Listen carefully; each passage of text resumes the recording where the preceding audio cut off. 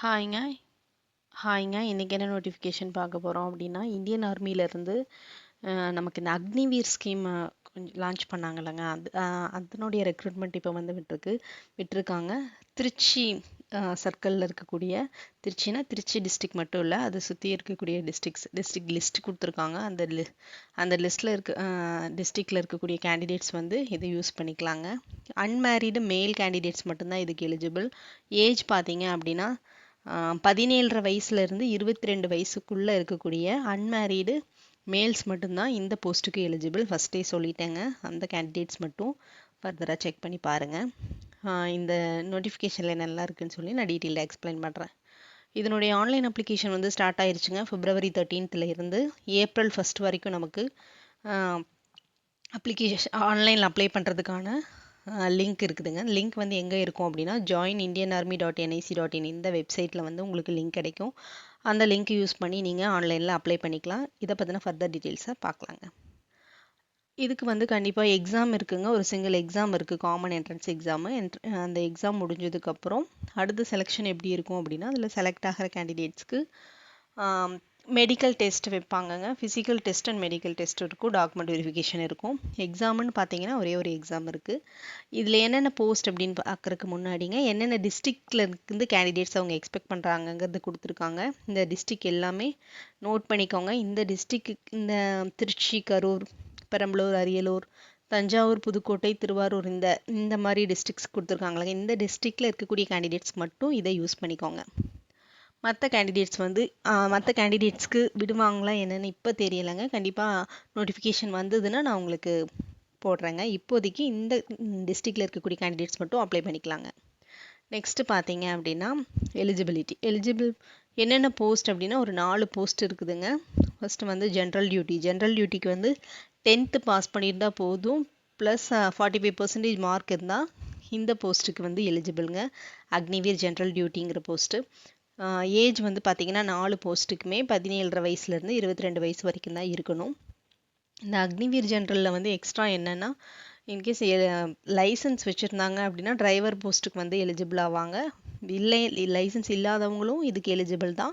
Licence இருக்கிறவங்களுக்கு driver post அவங்க கொடுக்கறதுக்கு சான்சஸ் இருக்குது அப்படின்னு சொல்லி மென்ஷன் பண்ணியிருக்காங்க. ஸோ யூஸ் பண்ணிக்கோங்க. நெக்ஸ்ட்டு பார்த்தீங்கன்னா அக்னிவீர் டெக்னிக்கல் பொறுத்த வரைக்கும் 10th முடிச்சுட்டு +2 முடிச்சிருக்கணும். ஆர் +2ல் science with physics, maths, English இது எல்லாமே முடிச்சிருக்கணும். டோட்டலாக வந்து 50% ஆஃப் மார்க்ஸ் வந்து நீங்கள் வச்சுருக்கணும். அப்படி இல்லை அப்படின்னா இது ஐடிஐ கோர்ஸ் முடிச்சிருக்கணும் அப்படின்னு சொல்கிறாங்க. அதுவும் இல்லை அப்படின்னா ஒகேஷ்னல் கோர்ஸ் முடிச்சிருக்கலாம். ஒகேஷ்னல் கோர்ஸில் என்ன முடிச்சிருக்கணும் அப்படின்னா அவங்க வந்து ஃபிசிக்ஸ் அண்ட் மேக்ஸ் வந்து அந்த சப்ஜெக்டாக வந்து அவங்க படிச்சிருக்கணும். ப்ளஸ் ஒகேஷ்னல் குரூப்லேயே வந்து senior secondary level, higher education 2 கொடுத்துருக்காங்க. இந்த கேட்டகரிக்குள்ளே வர்றீங்களா அப்படின்னு சொல்லி பார்த்துக்கோங்க. அவங்களும் இந்த போஸ்ட்டுக்கு எலிஜிபிளுங்க. ஐடிஐ பொறுத்த வரைக்கும் என்னென்னலாம் படிச்சிருக்கலாம் அப்படிங்கிற டீட்டெயில்ஸும் கொடுத்துருக்காங்க. இது படிச்சிருந்தீங்கன்னாலும் இந்த அக்னிவீர் டெக்னிக்கல் போஸ்ட்டுக்கு எலிஜிபிள்.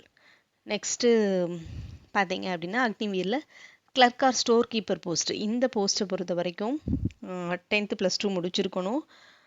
+2ல் வந்து ஆர்ட்ஸ், காமர்ஸ், சயின்ஸ் இந்த சப்ஜெக்ட்ஸ்லாம் நீங்கள் படிச்சிருக்கணும். 60% மார்க் வாங்கியிருக்கணும். மேண்டேட்ரியாக அவங்க என்ன கேட்குறாங்க அப்படின்னா இங்கிலீஷில் 50% இருக்கணும். அது இல்லாமல் மேக்ஸ் ஆர் அக்கௌண்ட்ஸ் ஆர் தாங்க புக் கீப்பிங் இது ஏதாவது ஒரு சப்ஜெக்டில் வந்து நீங்கள் 50% மார்க் வாங்கியிருந்தீங்க அப்படின்னா இந்த போஸ்ட்டுக்கு கிளர்க் போஸ்ட்டுக்கு நீங்கள் எலிஜிபிள். அடுத்து அக்னிவீர் ட்ரேட்ஸ்மேன் இதில் 2 கேட்டகரி இருக்குங்க. 10th பாஸ் பண்ணவங்களுக்கு ஒரு கேட்டகரியும் 8th பாஸ் பண்ணவங்களுக்கு ஒரு கேட்டகரியும் இருக்குது. நீங்கள் 8th தான் படிச்சிருக்கீங்க அப்படின்னா இந்த போஸ்ட்டுக்கு நீங்கள் எலிஜிபிளாக இருப்பீங்க. நெக்ஸ்ட்டு பார்த்தீங்க அப்படின்னா இதில் என்னென்னலாம் ஆப்ஷன்ஸ் இருக்குது அப்படின்னா இதில் நீங்கள் ஏதாவது ஒன்று தான் அப்ளை பண்ணணும் அப்படிங்கிறது கிடையாதுங்க. நீங்கள் 2 போஸ்ட்டுக்கு நீங்கள் அப்ளை பண்ணிக்கலாங்க. 2 தனித்தனியாக தான் அப்ளை பண்ணணும். அதுக்கு தனித்தனியாக ப்ராசஸ் நடக்கும். ஃபைனலாக நீங்கள் 2லையுமே செலக்ட் ஆகிட்டிங்கன்னா உங்களோட ஆப்ஷனும் எதை சூஸ் பண்ணணுமோ அதை நீங்கள் சூஸ் பண்ணிக்கலாம். அதே மாதிரி தான் 10th படிச்சிருக்கீங்க அப்படின்னாலும் இந்த அக்னிவீர் ட்ரேட்ஸ்மேன்ஸில் வந்து 8th எலிஜிபிலிட்டி இருக்குது, 10th எலிஜிபிலிட்டி 2 கேட்டகரி இருக்கனால நீங்கள் எதை சூஸ் பண்ணணும்னு ஆசைப்படுறீங்களோ அது உங்களோட விஷயம் அப்படின்னு சொல்லி கொடுத்துருக்காங்க. நெக்ஸ்ட்டு பார்த்தீங்க அப்படின்னா டேட் ஆஃப் பர்த் பொறுத்த வரைக்கும் அவங்களே மென்ஷன் பண்ணிட்டாங்க. July 1, 2005 July 1, 2009 பிறந்த கேண்டிடேட்ஸ் மட்டும்தான் இந்த போஸ்ட்டுக்கு வந்து எலிஜிபிள்ங்க. இதில் ஏஜ் ரிலாக்ஸேஷன் இந்த ஓபிசிக்கு 3 இயர்ஸ் கொடுக்குறது, எஸ்சி எஸ்டிக்கு 5 இயர்ஸ் கொடுக்குறது அந்த மாதிரி ஏஜ் ரிலாக்ஸேஷனில் இதில் கிடையாதுங்க. இந்த டேட்குள்ளே நீங்கள் பிறந்திருந்தால் மட்டும்தான் இந்த போஸ்ட்டுக்கு நீங்கள் எலிஜிபிளாக இருப்பீங்க. நெக்ஸ்ட்டு ஃபிசிக்கல் ஸ்டாண்டர்ட் பொறுத்த வரைக்கும் பார்த்தீங்க அப்படின்னா சதர்ன் ரீஜியனுங்கிறதுனால அவங்க வந்து தனித்தனியாக செஸ்ட் இவ்வளோ இருக்கணும் அப்படிங்கிற ஒவ்வொன்றையும், ஹைட் இவ்வளோ இருக்கணும் அப்படிங்கிற ஒவ்வொன்றையும் வந்து நமக்கு கொடுத்துருக்காங்க. ஆர்மியில் வந்து ஹைட் அண்டு வெயிட்டு, செஸ்ட்டு அந்த டீட்டெயில்ஸ்லாம் வந்து நல்லா கரெக்டாக பார்ப்பாங்க. ஸோ எக்ஸ்பேண்ட் பண்ணும்போது எப்படி இருக்குது அது எல்லாமே செக் பண்ணுவாங்க. நீங்கள் எல்லாத்துக்கும் ஃபிட்னஸாக இருக்கீங்களான்னு சொல்லி பார்த்துக்கோங்க. அதுக்கப்புறம் அவங்களே ஒரு சார்ட் கொடுத்துருக்காங்க. இவ்வளோ ஹைட் இருந்தீங்கன்னா இவ்வளோ மேக்ஸிமம் வெயிட் இருக்கணும் அப்படின்னு சொல்லி ஒரு சார்ட் கொடுத்துருக்காங்க. அந்த சார்ட்டுக்குள்ளே நீங்கள் எலிஜிபிளாக இருக்கீங்களா அப்படின்னு சொல்லிட்டு இந்த நோட்டிஃபிகேஷன் செக் பண்ணிங்கனாலே உங்களுக்கே தெரியுங்க. நெக்ஸ்ட்டு பார்த்தீங்க அப்படின்னா ரிலாக்ஸேஷன், ஃபிசிக்கல் ஸ்டாண்டர்டில் யார் யாருக்கெல்லாம் ரிலாக்ஸேஷன் கொடுக்குறாங்க அப்படின்னா, ஸ்போர்ட்ஸ் மேனாக இருக்கிறீங்க அப்படின்னா ஹைட்டில், செஸ்ட் அண்ட் வெயிட்டில் வந்து இவ்வளோ சென்டிமீட்டர் ரிலாக்ஸேஷன் கொடுக்குறோம் அப்படின்னு சொல்லி நோட்டிஃபிகேஷன்லேயே கொடுத்துருக்காங்க. நெக்ஸ்ட் பார்த்தீங்க அப்படின்னா ஃபிசிக்கல் ஸ்டாண்டர்ட், ட்ரைபல் பீப்புளாக இருந்தீங்கன்னா என்ன ஸ்டாண்டர்டில் இருக்கணும் அப்படிங்கிறது மென்ஷன் பண்ணியிருக்காங்க. அது போக மார்க்ஸில் இது வந்து ஹைட் அண்டு வெயிட்டில் ரிலாக்ஸேஷனுங்க. மார்க்ஸ் பொறுத்த வரைக்கும் பார்த்தீங்கன்னா என்னென்ன கேட்டகரிக்கு எவ்வளோ மார்க்ஸ் வந்து உங்களுக்கு ரிலாக்ஸேஷன் கொடுக்குறாங்க, போனஸாக கொடுக்குறாங்க அப்படின்னு சொல்லி செக் பண்ணிக்கோங்க. இந்த இதில் நிறையா கொடுத்துருக்காங்க. இதில் எதாவது நீங்கள் எலிஜிபிளாக இருந்தீங்க அப்படின்னா உங்களுக்கான மார்க்ஸ் வந்து உங்களுக்கு கிடைக்கும். அதுக்கான சர்டிஃபிகேட்ஸ் நீங்கள் சப்மிட் பண்ணுற மாதிரி இருக்கும். அதை மட்டும் நீங்கள் பார்த்துக்கோங்க. என்சிசியில் ஏபிசி 3 சர்டிஃபிகேட்டில் ஏதாவது ஒன்று முடிச்சிருந்தீங்க அப்படின்னா அதுக்கு ரிலேட்டடான மார்க் வந்து உங்களுக்கு வந்து கிடைக்குங்க. நெக்ஸ்ட்டு பார்த்தீங்க அப்படின்னா ஓகேங்க, ஸ்போர்ட்ஸ் சர்டிஃபிகேட் வந்து 2 இயர்ஸ் தான் வேலிட் அப்படிங்கிறத வந்து அவங்க மென்ஷன் பண்ணியிருக்காங்க. ஸோ அதையும் மைண்டில் வச்சுக்கோங்க. எம்ப்ளாய்மெண்ட் இந்த இதில் ஒன்கேஸ் செலக்ட் ஆகிட்டீங்க அப்படின்னா எந்த மாதிரி இருக்கும் அப்படின்னா, அக்னிவீர்க்கான அந்த ட்ரைனிங் எல்லாம் நடக்குங்க. இது உங்களுக்கு ஆல்ரெடி தெரிஞ்சிருக்கும்னு நினைக்கிறேன், இல்லை நான் சொல்கிறேன். இந்த போஸ்ட்டே வந்து ஒரு 4 இயர்ஸ் போஸ்ட்டு தான். 4 இயர்ஸ் தான் நீங்கள் ஆர்மியில் வேலை செய்கிற மாதிரி இருக்கும். அதுக்கப்புறம் 4 இயர்ஸ் வந்து ஆர்மியில் என்னென்னலாம் சலுகைகள் உங்களுக்கு கிடைக்குமோ அது எல்லாமே உங்களுக்கு கிடைக்குங்க. 4 இயர்ஸ்க்கு அப்புறம் உங்களுக்கு எதுவுமே கிடைக்காது. இதனுடைய சேலரி வந்து பார்த்தீங்கன்னா 30,000 சேலரி கொடுக்குறாங்க. அது போக நீங்கள் ஒரு இயரும் ஒரு சேலரி வரும். இனிஷியல் சேலரி வந்து 30,000, 4th இயருங்கும்போது 40,000 வருது. அட்லாஸ்ட் நீங்கள் 4 வருஷம் முடிச்சுட்டு வெளியில் வரும்போது உங்கள் கையில் வந்து அப்ராக்சிமேட்டாக 10 lakhs வந்து உங்களுக்கு உங்கள் கையில் இருக்குங்க. அது போக நிறைய இன்சூரன்ஸ் இதெல்லாம் உங்களுக்கு பெனிஃபிட்ஸ்லாம் இருக்குங்க. ஆனால் நீங்கள் வெளியில் வந்துட்டிங்கன்னா ஒரு நார்மல் கேண்டிடேட்ஸ் தான் உங்களுக்கு ட்ரைனிங்க்கான அந்த அக்னிவீர்க்கான சர்டிஃபிகேட் மட்டும்தான் உங்களுக்கு கிடைக்கும். மற்ற எந்த ஆர்மி ரிலேட்டடான எந்த ஒரு இதுவுமே வந்து உங்களுக்கு கிடைக்காதுங்க. அந்த 4 இயர்ஸோட உங்களோட கான்ட்ராக்ட் மாதிரின்னு வச்சுக்கோங்களேன், அது முடிஞ்சுது. நெக்ஸ்ட்டு பார்த்தீங்கன்னா அந்த ஸ்கில் சர்டிஃபிகேட் மட்டும்தான் உங்களுக்கு கிடைக்கும். அதை வச்சு நீங்கள் வேறு அடுத்து பார்த்துக்கணுங்க. ஆனால் நீங்கள் 4 இயர்ஸில் கம்ப்ளீட் பண்ணி வரும்போது உங்கள் கையில் 10 lakhs வந்து கண்டிப்பாக கிடைக்கும். அதுக்கு வந்து டேக்ஸ் கிடையாது. 10 lakhs மொத்தமாக அப்படியே உங்களுக்கே கிடைக்கும். அப்ராக்சிமேட்டாக 10 lakhs, 10 lakh அண்ட் எபோ தான் உங்களுக்கு கிடைக்கும். எப்படி ஆன்லைனில் ரெஜிஸ்ட்ரேஷன் பண்ணுறது அப்படின்னு பார்த்தீங்கன்னா www.joinindianarmy.nic.in இந்த வெப்சைட்டில் போய் நீங்கள் அப்ளை பண்ணணும். இப்போ ஆன்லைன் அப்ளிகேஷன் ஸ்டார்ட் ஆயிடுச்சுங்க.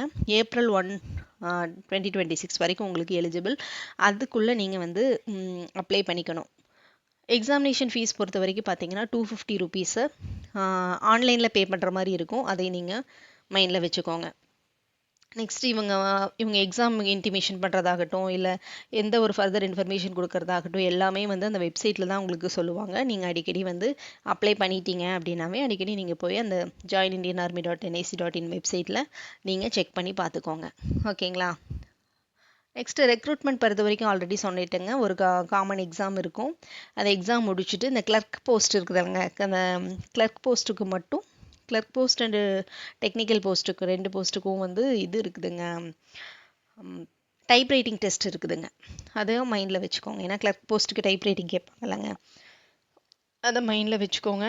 நெக்ஸ்ட்டு பார்த்தீங்க அப்படின்னா என்னென்னலாம் இன்கேஸ் செலக்ட் ஆகிட்டீங்க அப்படின்னா என்னென்ன சர்டிஃபிகேட்ஸ்லாம் உங்களுக்கு தேவைப்படும் அப்படிங்கிறத டீட்டெயில்டாக அவங்க மென்ஷன் பண்ணியிருக்காங்க. இந்த சர்டிஃபிகேட்லாம் வந்து ரெடியாக வச்சுக்கோங்க. அன்மேரீடு சர்டிஃபிகேட் கூட கேட்குறாங்க, அதையும் நீங்கள் வாங்கிக்கிற மாதிரி இருக்கும். எல்லாமே மைண்டில் வச்சுக்கோங்க. ஒன்ஸ் நீங்கள் நோட்டிஃபிகேஷனை கிளியராக இந்த என்னென்ன சர்டிஃபிகேட் வேணுங்கிறத கிளியராக ரீட் பண்ணிவிட்டு அதெல்லாம் ரெடியாக வச்சுக்கிறது உங்களுக்கு நல்லதுங்க. ரொம்ப ஸ்ட்ரிக்டாக வந்து செக் பண்ணுவாங்க. நெக்ஸ்ட்டு பார்த்தீங்க அப்படின்னா இது வந்து அந்த ஃபிசிக்கல் ஃபிட்னஸ்க்கான சார்ட்டுங்க.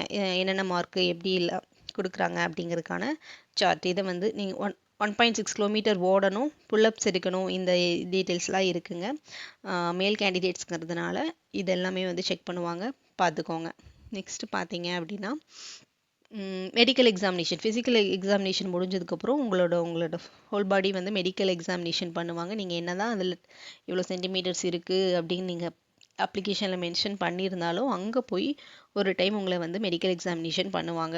ஸோ கரெக்டாக கொடுத்துக்கோங்க, தப்பு பண்ணிடாதீங்க.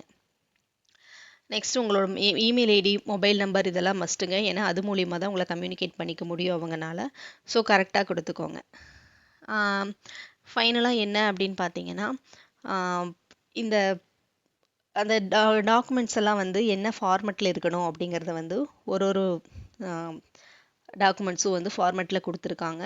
எக்ஸாம் சென்டர் பார்த்தீங்கன்னா உங்களுக்கு வந்து 5 பிளேசஸ் வந்து சூஸ் பண்ணுற மாதிரி கொடுத்துருப்பாங்க. ஸோ பார்த்து உங்களுக்கு நியர்பையில் இருக்கக்கூடிய எக்ஸாம் சென்டரை சூஸ் பண்ணிக்கோங்க. டைப் ரைட்டிங் டெஸ்ட் எங்கெங்கெல்லாம் அவைலபிள் இருக்குது அப்படின்னு சொல்லி கொடுத்துருக்காங்க. நம்ம சவுத் சைடுங்கிறதுனால சவுத்தில் தமிழ்நாடுல எங்கெங்கெல்லாம் டைப் ரைட்டிங் டெஸ்ட் இருக்குது அப்படின்னு சொல்லி பார்த்துக்கோங்க. அவ்வளோதான் ஃப்ரெண்ட்ஸ். இந்த போஸ்ட்டுக்கு இன்ட்ரெஸ்டட் அண்ட் எலிஜிபிள் கேண்டிடேட்ஸ் வந்து யூஸ் பண்ணிக்கோங்க. ஒரு நல்ல போஸ்ட்டு தாங்க. இப்போ ரொம்ப வேலைக்கு எமர்ஜென்சியாக இருக்கவங்க அப்படிங்கிறவங்கெல்லாம் வந்து இதை சூஸ் பண்ணிக்கோங்க. இந்தியன் ஆர்மியில் போய் ஒர்க் பண்ணுறதுக்கான சான்சஸ் உங்களுக்கு கிடைச்சிருக்கு. ப்ளஸ் 4 இயர்ஸ் கம்ப்ளீட் ஆகி முடிச்சுட்டு வரும்போது உங்களுக்கு 10 lakh கையில் இருக்கும். அதுக்கப்புறமே ஏஜ் இருக்குங்க. 17 வயசு டு 22 வயசு அப்படிங்கும்போது அதுக்கு முடிச்சுட்டு வந்து உங்களுக்கு நல்ல பெனிஃபிட்ஸ் கிடைக்கிறதுக்கான சான்சஸும் இருக்குங்க. So interested and eligible candidates use பண்ணிக்கோங்க. தேங்க்யூ ஃபார் வாட்சிங். வேறு ஏதாவது நோட்டிஃபிகேஷன் வந்ததுன்னா நான் அதை என்னென்ன அப்டேட் பண்ணுறேன். சப்ஸ்கிரைப் பண்ணாதவங்க சப்ஸ்கிரைப் பண்ணிக்கோங்க. இது தேவைப்படுறவங்களுக்கு ப்ளீஸ் ஷேர் பண்ணுங்கள். இன்கேஸ் இந்த ஏஜ் கிராஸ் பண்ணியிருக்கிறவங்களுக்கு இது தேவைப்படாதில்ல. ஸோ தேவைப்படுறவங்களுக்கு இதை ஷேர் பண்ணிக்கோங்க. தேங்க்யூ ஃபார் வாட்சிங்.